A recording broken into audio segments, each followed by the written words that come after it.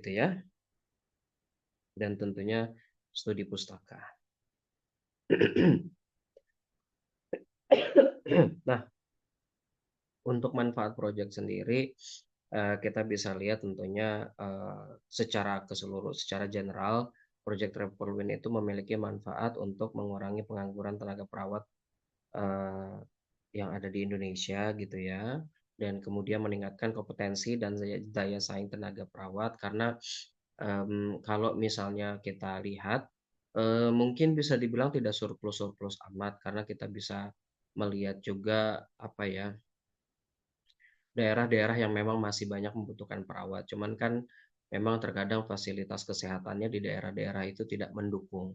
Dan tentunya, bayaran yang diberikan oleh pemerintah setempat, dan juga, apa namanya, oleh, institusi kesehatan, rumah sakit, puskesmas, dan lain sebagainya, itu tidak memadai gitu ya. Jadi makanya saya rasa banyak sekali perawat yang, ingin bekerja di luar negeri dan mendapatkan penghidupan yang layak. Kemudian mendapatkan SDM yang terlatih dan tersertifikasi, tentunya kalau kita lihat di sini, yang namanya perawat itu adalah dia tenaga kerja yang sangat diatur ketat oleh pemerintahan Jerman, ya, atau bahasanya adalah high regulated job. Nah, high regulated job ini biasanya membutuhkan penyesuaian, ketika sudah sampai di Jerman selama setahun, ada namanya proses Anerkennung gitu ya, dan itu harus belajar bahasa dan belajar keperawatan dasar terlebih dahulu lagi gitu. Meskipun perawat-perawat Indonesia, dari pengalaman saya gitu ya untuk melakukan project ini, itu banyak yang tentunya sudah memenuhi kualifikasi gitu ya. Bahkan banyak banget yang udah memiliki pengalaman lebih dari 20 tahun sampai, 15 sampai 20 tahun gitu ya, dan melakukan banyak hal di rumah sakit. Terus tentunya, bagi calon perawat ini yang saya sebutkan tadi, ini adalah akses kerja legal dan layak di Jerman, prospek karir yang mendapatkan lebih baik tentunya ya. Nah, ini adalah hal-hal yang ingin dicapai ketika, kita mencoba membuatkan atau merencanakan, pekerjaan sosial media dalam rekrutmen. Jadi tentunya targetnya adalah, penyampaian informasi yang langsung gitu ya ke segmented audience yang kita tahu bahwa ini memang buat perawat gitu. Lulusannya lah gitu ya yang sudah berpengalaman dan tentunya, buat, calon perawat yang sedang ada di semester terakhir. Tentunya salah satu fungsi, sosial media kanal sendiri itu adalah meningkatkan awareness dan engagement. Ya, zaman sekarang saya rasa banyak sekali perusahaan ya, baik besar atau kecil yang memang mereka menggunakan sosial media agar, mereka outreach, semua, segmen atau audiens gitu. Dan, justru ketika kita melakukan hal tersebut, banyak, hal yang lebih kena gitu ya, atau mungkin bahkan menginspirasi karena tentunya, ini untuk meningkatkan kesadaran publik tentang program Triple Win, untuk audiens secara visual dan interaktif. Tentunya jika ada, terlibat dengan alumni program atau yang perawat yang sudah bekerja di sana ini bisa menjadi, sesuatu yang interaktif gitu ya.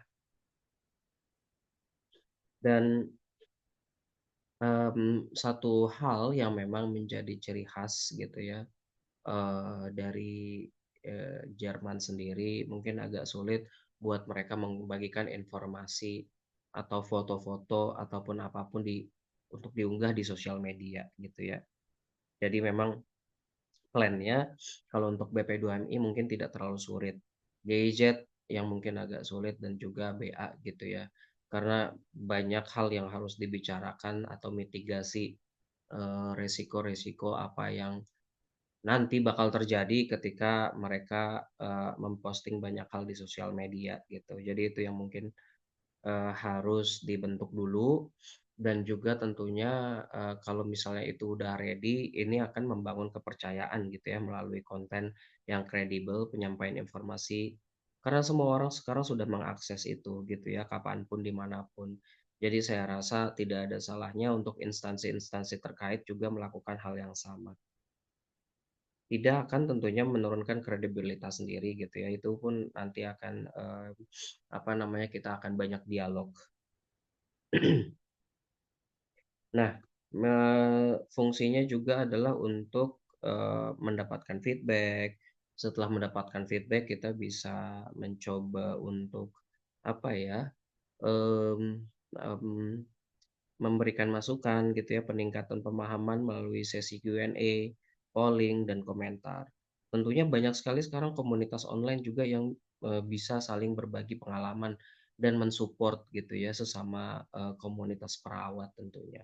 Saya rasa informasi tersebut sudah banyak tersebar luas juga di, beberapa komunitas lain. Dan, bisa dibilang kalau kita ngomongin sosial media kan, kalau kita ngomongin let's say, yang berbayar ya, kayak misalnya untuk branding gitu, push branding, selama beberapa hari ke depan, itu sangat-sangat murah gitu ya, bisa di angka 300.000 gitu ya, atau mungkin sampai 1 juta dan berapa kali posting dalam seminggu atau sebulan gitu. Jadi saya rasa ini efisiensi waktu yang sangat luar biasa dan, distribusi informasi bisa lebih cepat, real time, hemat biaya, dan tentunya, kalau kita bisa, kan suka ada tuh kalau kita mau daftar, "Ayo daftar rekrutmen," apa segala macam, bisa juga dari Instagram gitu ya. Nah, kalau kita melihat di sini, ini yang langkah yang sudah dilakukan gitu ya. Jadi ada tentunya sosial media dan website resmi gitu. Tentunya, kita bisa lihat di awal, ini juga disiarkan di YouTube, ada webinar, secara online dan info session secara online gitu ya, yang dilakukan BP2MI, GIZ Indonesia, dan mitra terkait. Biasanya mereka memang, sering membagikan informasi, di Instagram, Facebook resmi gitu ya. Tapi, bisa dibilang tidak terlalu aktif. Tidak terlalu signifikan aktifnya, hanya di event-event tertentu saja gitu. Kemudian, tentunya ada di pameran keterampilan dan edukasi, ada di dalam job fair juga. Mungkin ini bukan platform online ya, tapi ini lebih kayak ke platform offline. Dan kalau misalnya untuk, apa namanya, untuk online-nya sendiri mungkin kita bisa bilang ada di LinkedIn gitu. Terus, berikutnya roadshow ke kampus-kampus keperawatan, ini juga offline gitu ya. Terus ada publikasi di media nasional dan lokal. Nah, ini bisa jadi juga melalui situs halaman resminya BP2MI dan surat kabar lainnya yang online gitu. Ya, jadi, bisa dibilang ini masih sangat konvensional, tradisional, dan tidak, eee, apa namanya, tidak membuat viral buzz gitu ya. Karena memang, di zaman sekarang itulah yang, dipentingkan.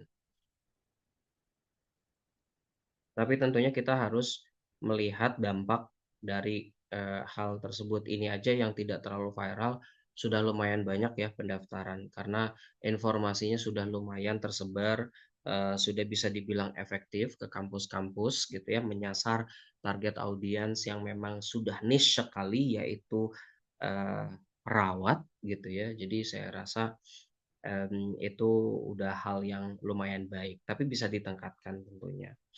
Nah, ini, hal-hal yang akan dilakukan, sebelumnya juga saya sempat berdiskusi dengan Sergio gitu ya, bahwa harus ada teori-teori, komunikasi juga yang harus diimplementasikan, kemudian membuat KPI gitu ya, Key Performance Indicators, hal-hal yang nanti akan membuat, apa namanya, project ini berhasil itu apa gitu ya, itu harus dibuat dan sudah saya masukkan juga ke PDF-nya.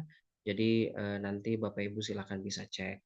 Hanya saja, ini adalah usulan yang memang, masih, rough dan dari yang sebelumnya sudah dilakukan juga gitu ya, seperti pembuatan portal informasi terpadu, Eee, ada juga aplikasi yang bisa digunakan gitu ya oleh para calon perawat ini agar bisa melihat statusnya apakah sudah diterima atau belum.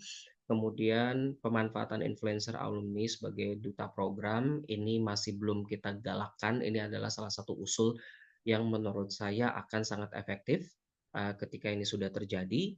Kampanye di digital berbasis target audiensing ini sebetulnya sudah, dilakukan tapi tidak terlalu aktif, jadi bisa langsung, dimasukkan, dengan, Instagram Ads gitu ya atau, Facebook Ads gitu. Nah, ini podcast, edukasi atau serial video edukasi tentang perawat yang sudah ada di Jerman, saya rasa ini sangat amat membantu sekali ya, sebagai memberikan tips dan triks gitu ya. Terus e-mentorship, ini juga sebenarnya instansi terkait yang ada di Jerman sudah melakukannya, tapi, saya rasa di Indonesia dari pelatihan bahasa ini harus juga sudah dilakukan. Aplikasi mobile, untuk update real time, nah ini, memang secara infrastruktur, harus, diusulkan kembali karena selain ini akan mengeluarkan biaya yang cukup mahal, proses pengerjaannya juga akan cukup lama.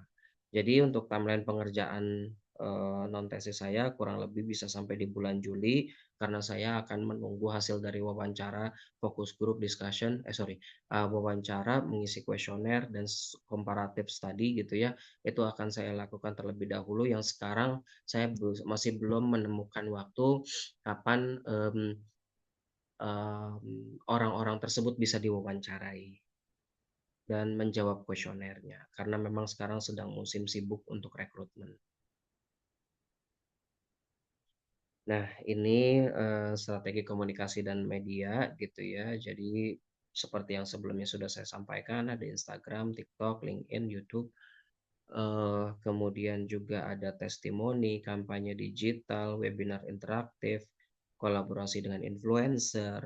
Tentunya indikator keberhasilannya adalah KPI-nya tadi, engagement, jumlah pendaftar, rasio konvensi digital ke aplikasi resmi. Ini, nanti memang harus dievaluasi kembali dan dilihat hasilnya gitu ya.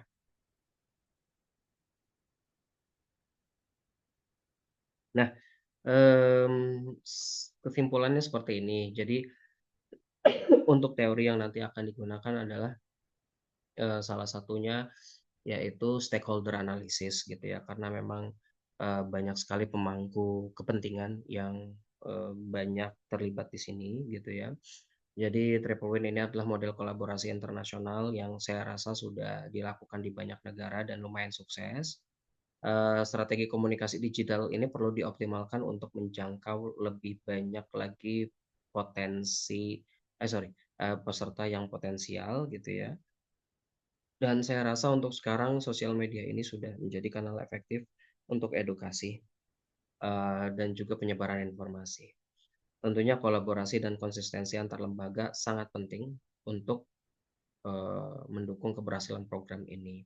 Jadi, dari wawancara sendiri saya sudah mencoba untuk bertanya untuk apakah sanggup gitu ya diwawancara. Jadi banyak sekali konsen yang harus kita lakukan berkali-kali kalau misalnya memang kita pengen menganalisa program yang dilakukan oleh GIZ dan pemerintah Jerman ini ya. Jadi, kurang lebih seperti itu yang bisa saya sampaikan.